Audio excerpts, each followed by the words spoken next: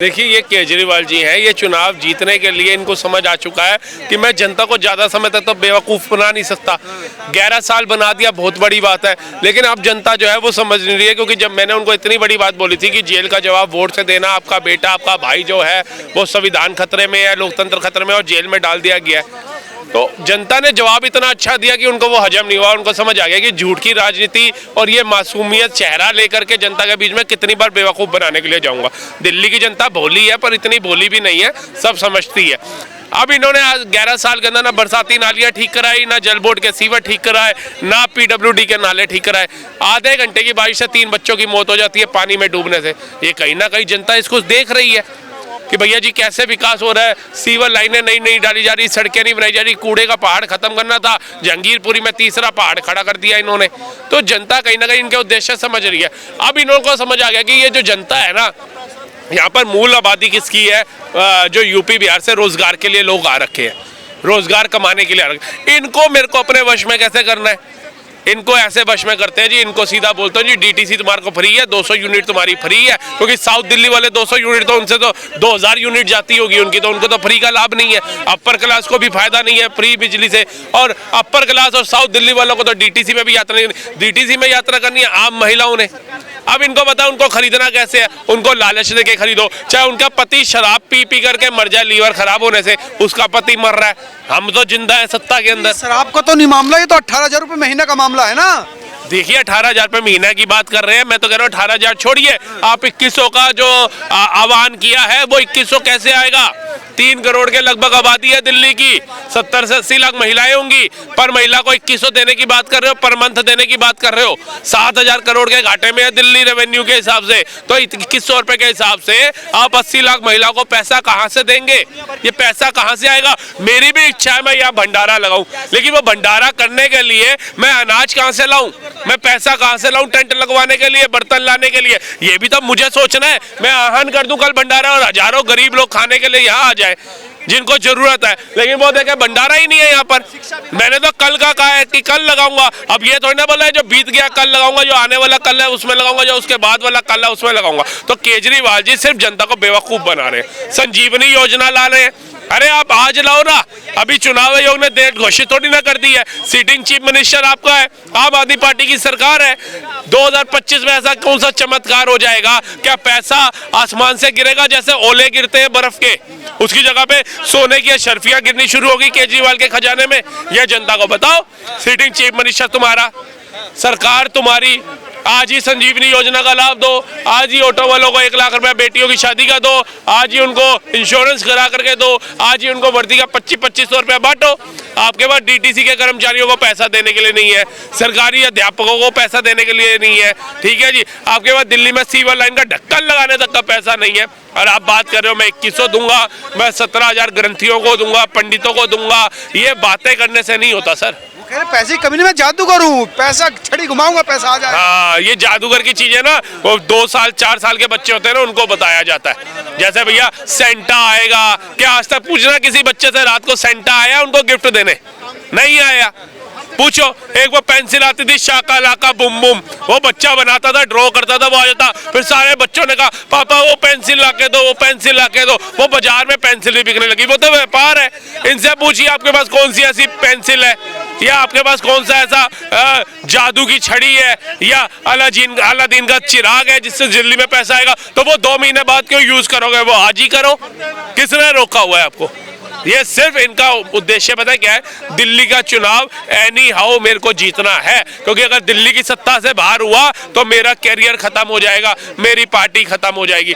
जिसके परिवार के 4 प्रधानमंत्री रह गए, चाहे उसका नाना जी प्रधानमंत्री, उसकी दादी प्रधानमंत्री, उसके पिताजी प्रधानमंत्री, उसके नरसिम्हा राव प्रधानमंत्री उनके द्वारा चुना गया, मनमोहन सिंह जी उनके द्वारा प्रधानमंत्री घोषित कराए गए पार्टी के हैं। वो केजरीवाल 10 साल पुराना बता रहे कि हम देखो 70 में से 4 से 5 सीटें देंगे गठबंधन में।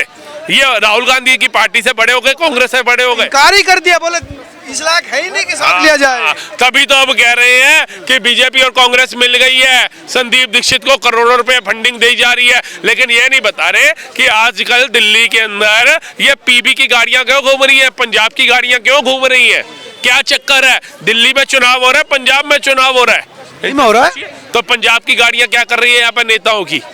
क्यों सड़कें जाम थी उस दिन, 3-4 दिन पहले घंटों का जाम लग गया? क्यों जी? वीआईपी रूट है सारा। क्यों जी? क्यों बुलाया गया उनको? इसका मतलब दिल्ली की जनता नहीं, ये खुद भी जानते इन्होंने कोई काम नहीं किया, सिर्फ दिल्ली को लूटा है इन्होंने। लेकिन इससे सिंपैथी तो मिल जाएगी ना भाई। 18,000 रुपए भैया बड़ी रकम होती है। 18 जो सैलरी नहीं मिलती लोगों को। यार आप और जो अगर गरीबी का वो देखें हिसाब से जो औसत जो पे है वो भी 18,000 से कम है। हाँ, तो आप ये भी तो देखिए कि केंद्र के पास पैसे की कमी है क्या? केंद्र सरकार नहीं फ्री कर सकती सब कुछ? वो क्यों नहीं कर रही? वो 80 करोड़ लोगों को अगर राशन फ्री दे रही है तो क्या वंदे भारत नमो भारत को पे रोक लगा रही है? क्या 4 लाइन 8 लाइन 14 लाइन के एक्सप्रेसवे पे रोक लग गई? क्या भारत के अंदर नल से जल की योजना, आयुष्मान योजना हो, कृषि कल्याण योजना हो, मुद्रा योजना हो, बेटी बचाओ बेटी पढ़ाओ योजना हो, पक्का झुग्गी पक्का मकान की योजना हो, ठीक है, तमाम ऐसी योजनाओं का लाभ क्या रोक दिया गया? नहीं रोका गया ना। वो केंद्र में बैठी सरकार है, उसके पास पैसा है, लेकिन तुम्हारे पास क्या पैसा है? तुम फ्री की रेवड़ियां तो बांट रहे हो, तुम डीटीसी फ्री कर रहे हो, करो, लेकिन नई डीटीसी की बसें कब आएंगी दिल्ली में? 11 साल से नई बसें नहीं आई हैं। केंद्र ने इलेक्ट्रिक बसें दी दिल्ली को, उनका मान सम्मान बचाया। यमुना की सफाई 11 साल से नहीं हुई। इसी यमुना का पानी हर एक घर तक जा रहा है पीने के लिए। कितने लोग बीमार हो रहे हैं, जाते हैं फूड पॉइजनिंग का केस लेकर के और बीमारी टीबी की साथ ले आते हैं, क्योंकि एक ही बेड पे 3-3 4-4 पेशेंट ये लिटा रहे हैं। क्या दुर्दशा है सरकारी अस्पतालों की, जाकर के तो देखो कैसे रात को ठंड में पड़े हुए हैं लोग। रात को 3 बजे लाइन लगती है ओपीडी की पर्ची की, उसके बाद 10 बजे ओपीडी चालू होती है, डॉक्टर की लाइन लगती है, फिर दवाई के लिए लाइन लगती है, और जब घंटों दवाई की लाइन लगती है तो उसमें जो महंगी दवाई होती है कहा जाता है बाहर से खरीदो। जो पैरासिटामोल की गोली है जिसका मूल्य 1 रुपए से भी कम है वो दे दी जाती है। तो गरीब इंसान तो पिस ही रहा है, पूरा दिन पूरी रात अपनी बर्बाद कर रहा है। इससे अच्छा 400-500 रुपए की दवाई जो बाहर से खरीद रहा है, इतने में तो 400 रुपए फीस दे के प्राइवेट डॉक्टर को दिखा दे। स्वाति मालीवाल घूम रही है इसी बात को लेकर के, कई मतलब सालों बाद की डेट दी जा रही है MRI की और दूसरी चीजों की। पंत जैसे हॉस्पिटल में दूसरी MRI की मशीन नहीं है। 11 साल केजरीवाल सरकार को हो गए। आप बताइए, अगर आपको MRI कराना है तो आपको 2 साल बाद की डेट दी जाएगी, 2 साल बाद वो जिसकी नस फट जाएगी वो स्वर्गों में चला जाएगा। तो ये इनकी स्वास्थ्य योजना है अच्छी। किंतन जैसे बच्चे को सरकारी स्कूल में लाते मार मार के छातियों के अंदर मार दिया जाता है, ये इनके स्कूल है।